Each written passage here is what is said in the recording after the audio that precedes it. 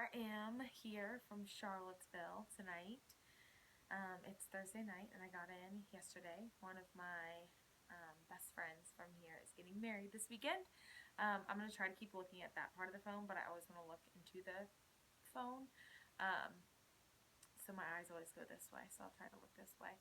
But I'm in Charlottesville because one of my best friends is getting married on a vineyard out here, and it's going to be beautiful, and I'm so pumped. So I got in, took the train down yesterday, and then Nick is driving down tonight.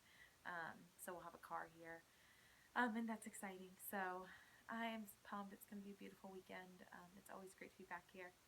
And it feels more restful and like home than it feels like traveling. So that's a good thing. I always stay with one of my best friends, Kelly, and she's awesome. So I just kind of run in and out of the apartment. She doesn't have to take care of me, and so it ends up being restful. So that's good amidst a couple of lots of crunched in weekends of travel. So I'm here. I hope you guys are doing good. I hope you're looking forward to the weekend. The weather is warm. It finally feels like summer is near, which is great. And a topic that we're going to delve into today, and so I don't blabber on about a lot of other things, because sometimes I think the videos can be kind of long, and I want to keep them a little bit more short. And one that I've been thinking about lately is a couple of things, is why dieting doesn't work, and then also stress eating. And I think that they can kind of, they're a little bit linked together. So we'll touch on both of the topics, but I hope that it's a little bit helpful. I've gotten some questions on like extreme weight loss shows like The Biggest Loser, or I'm sure there's a couple more out there. I don't watch really TV, not because I don't believe in that or I don't have one. We actually have cable and everything. I just don't have time.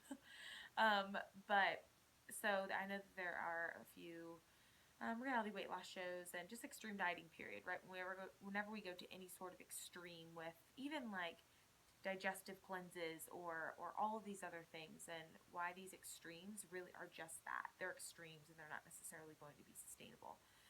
So first things first, let's talk about just reality TV shows and The Biggest Loser, and hopefully I'm going to try to streamline it and make it make sense, because I'm kind of just chatting with you guys. It's not like I have a planned outline right now. But so with reality TV shows, if we think about some extreme dieting, like something like The Biggest Loser, or something where you see rapid weight loss and it's really extreme exercise and it's really extreme or really restrictive eating, if we think about that and kind of the reaction on the body is, what happens is that your body, then the first time you restrict, so if you think about, if you're coming from a restrictive history and the first time that you plowed into some restriction, maybe you're eating 1,200 calories, maybe you were exercising a ton, you probably saw weight come off extremely fast. And the reason why that happened is because your body wasn't expecting it. It's never seen it before. It's not expecting it. And it's new, right? And so that's going to come, weight's going to come off fast. Same thing, if you go on The Biggest Loser and you've been eating, a standard American diet for a long time and you haven't really been exercising, well, you go to eat really healthy and you ramp up your exercise to be a lot, you're going to see a good amount of weight loss in a little bit of time. But what happens is what you see happen on that show is that over time, then they go home. And if you ever see on that show where people get into, they're at home and they like quit their jobs sometimes to continue to work out and to eat very little. I think they're eating like, chicken breasts and vegetables, and it's just unsustainable.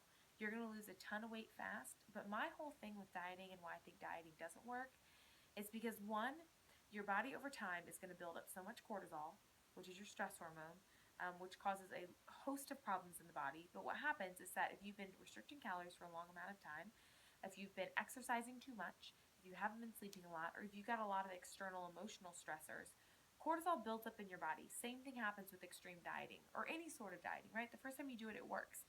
But if you keep doing that, your body catches on.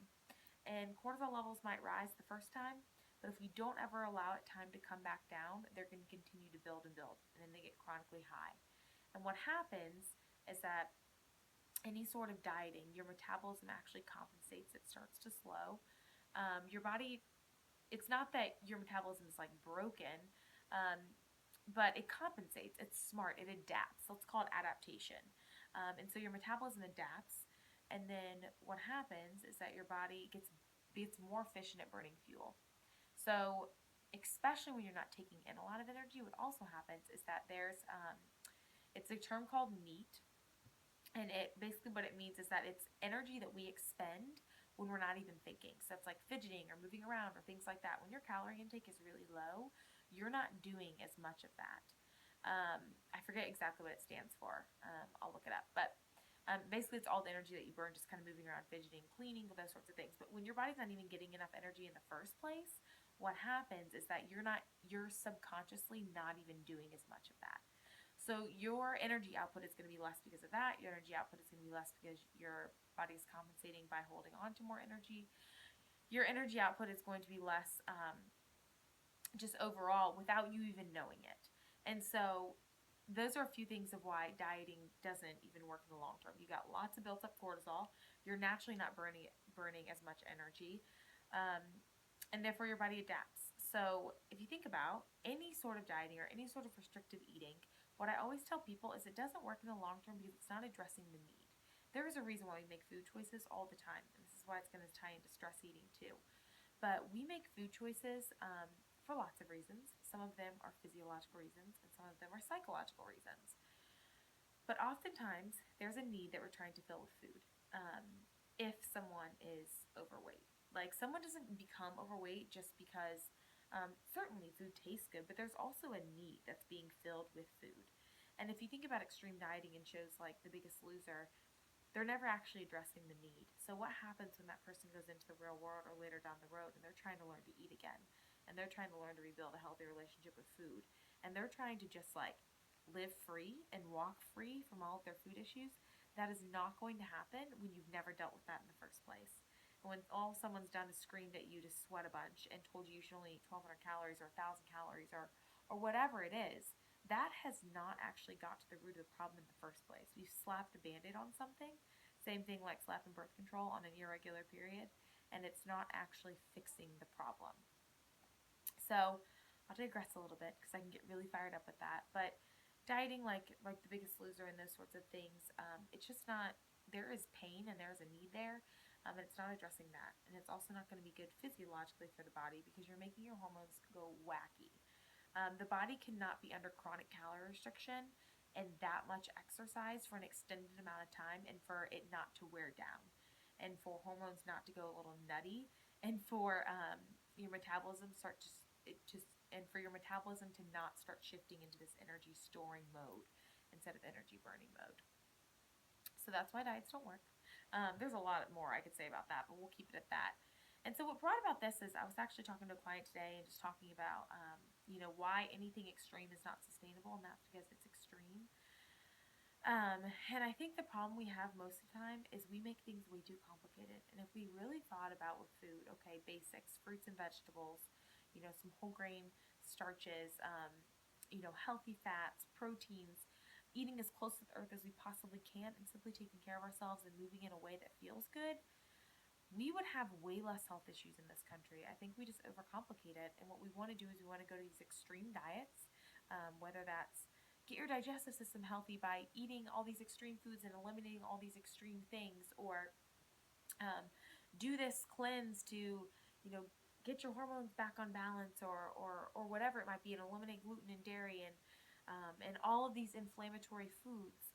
Well, my take is stress is just as inflammatory, if not more, than all of these foods that you're eating. Stresses, then you start thinking about how socially isolating this can be, and our emotional health starts to take a toll. All of these things kind of compound in, and so it's a balance when you think about health of how are my food choices actually affecting my emotional health, how are they affecting my psychological health, and those things are just as important. And so when we think about making food choices, and this is why any sort of strict food rules isn't going to be healthy in the long term no matter what, unless you have a medical condition that calls for that. And so I just think sometimes we overcomplicate it. People that come from working with naturopaths and they're on like 70 supplements and they're eating this like super restrictive diet. In my mind, I'm just thinking, this is so stressful that this is why your gut isn't getting healthier, is because there's so much stress going on. And our psychological health is so closely tied to our gut health. And so that's kind of my rant on anything extreme. I think the same thing goes for any sort of stress eating and how to kind of walk through that and work through that is we kind of have to start to peel back the layers. And obviously there isn't going to be a one-size-fits-all for anybody with stress eating. But I would say, and we all go through periods of this, myself included. I have a test coming up, and I go to get an evening snack, and all of a sudden I'm just like snacking mindlessly, and I don't really know what's going on. And I'm feeling anxious about the test tomorrow, and so all of a sudden I'm like, dang, was I actually even hungry for all of that? And now I'm just like, procrastinating by snacking. And so trust me, no one is perfect. This life isn't perfect, and we strive to be perfect, we're going to waste our whole life. And so I'm not immune to that either. And so I think when we think about mindless or stress eating, we have to peel back the layers and figure out what is the need that I'm trying to fill. And so maybe that is anxiety.